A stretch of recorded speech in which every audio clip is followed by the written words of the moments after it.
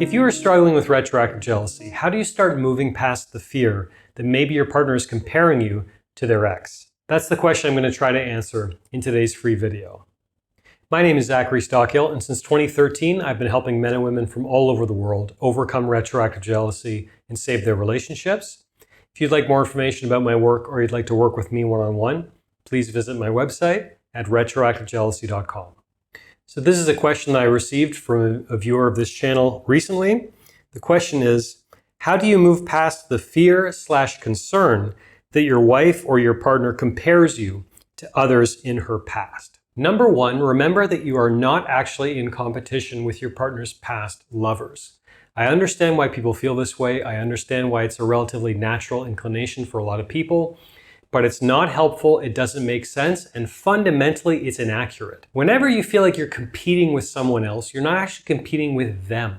You're competing with your idea or your image of them, which likely is far different from the actual reality. When you feel like you're competing with others, you're actually competing with ghosts, because the person in your head, in all likelihood, doesn't actually exist. So that's number one, you're not actually in competition with your partner's past lovers. I think the only person you should be in competition with, in air quotes, competition, is the version of yourself from yesterday.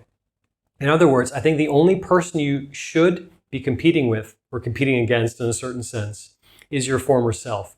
Because that's the only fair competition, really. You can't compete with other people. You can only try to be a better person each and every day, each and every month, each and every year. And I think quite often when people feel like they're competing with others, they're neglecting their competition with themselves, and they're maybe falling behind in their competition with their past self. So for example, if you're fixated on competing with someone else, it's very likely that maybe you aren't doing the necessary work on yourself to be a better version of yourself than you were 1 month, 1 week, 1 year previously. It seems to me that a lot of people who feel this sense of competition with others are falling behind in their competition with their previous selves. A few questions for you to focus on and reflect on if you're feeling this sense of competition with your partner's past lovers.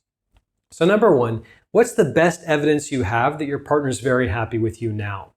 Now you'll note that I said evidence. I like to approach questions like this like you're a lawyer in court, looking for evidence, looking for cold, hard facts to support your argument. So for example, this could be words that your partner's said to you. This could be gestures that your partner's offered to you.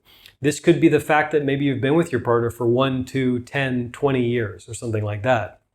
But think broadly about this question and look for the best evidence that your partner's very happy with you now and they're not thinking about their ex, even though you are. Furthermore, what is the best evidence that you are the best match for your partner? So this is where you can think about all the things maybe that you have in common, all the things that make your relationship great, all the evidence you have based on many years maybe of togetherness, that you're a great fit for each other. This could be things your partner has told you. This could be, again, gestures they've offered to you. Could be many, many things.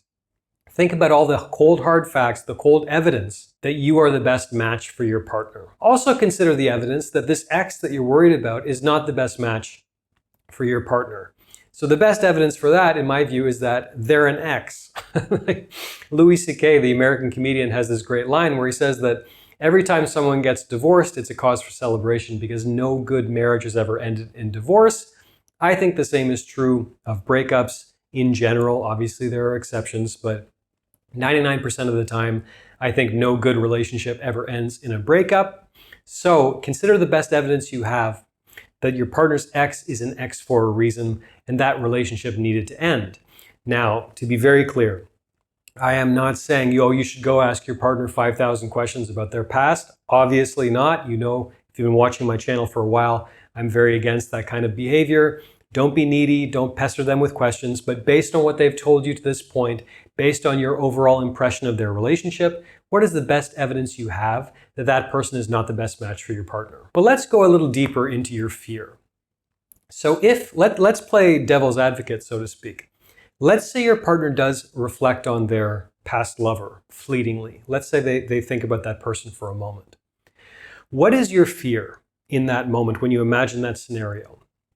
So number one, pay attention to your body. Pay attention to the way that fear manifests physically. So maybe that's your shoulders getting a bit tight, or your brow feeling a bit tight or tense or something like that. Or maybe you start breathing a little more shallow.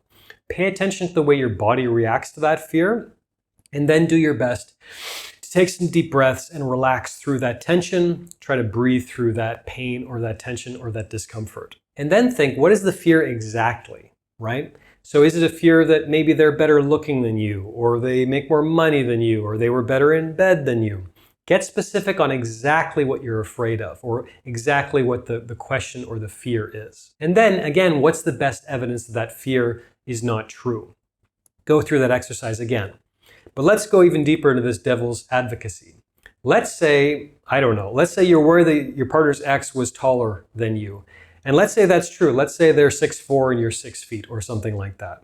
Okay. Now, you can accept that. Obviously, you can say, well, I'm not going to grow 4 inches or 5 inches anytime soon, unless I'm, 11 years old. It's probably not going to happen. So really the only option is to simply accept it. I'm big on accepting things that we can't change, and obviously your height is one of those things. But how can you challenge that fear? How can you introduce new information into the equation? Well, you can tell yourself, obviously, my partner is okay with my height because, I don't know, we're married and we have a home together and we have beautiful children and she's a great wife and we have a great sex life. You can go through your list of evidence that this concern is not actually a cause for concern.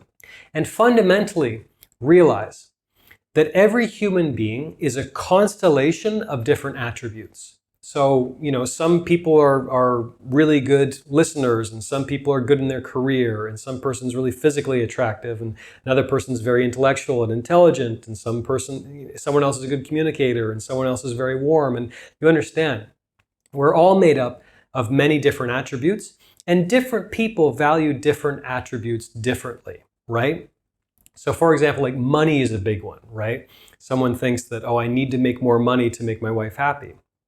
Okay, now money is obviously a good thing for many of us. Many of us go looking for a partner who's financially secure, but maybe it's not the most important thing, right? There's this red pill trope out there that's the only thing women care about is you gotta, make all this crazy amount of money. I know for a fact that's not true. I also know for a fact that different women value money differently. So for example, if you needed to make 8 figures for your wife, hopefully when you were dating, she would have been clear about that and you guys would have broken up because you have incompatible goals, incompatible values. No harm, no foul. But the fact that your partner chose you, I would imagine, says that that is number 1 on their list of desirable attributes. The point is, realize that everyone has different strengths, different weaknesses, and we value different things differently. What is a deal breaker for one person is not necessarily a deal breaker for another. So remember that. And remember that if your partner chose you, and if they've actively chosen you over many years, that's the best evidence you have right now that any kind of sense of competition you feel with your partner's ex is ridiculous. It's not helpful, it's not useful, and you are truly the best match for your partner because you have endless evidence that supports your argument. If you'd like to work with me one-on-one to work through this issue, I've worked with many people on very similar issues to what we're discussing today, retroactive jealousy, things like that. If you'd like to book my time, you can click a link below this video.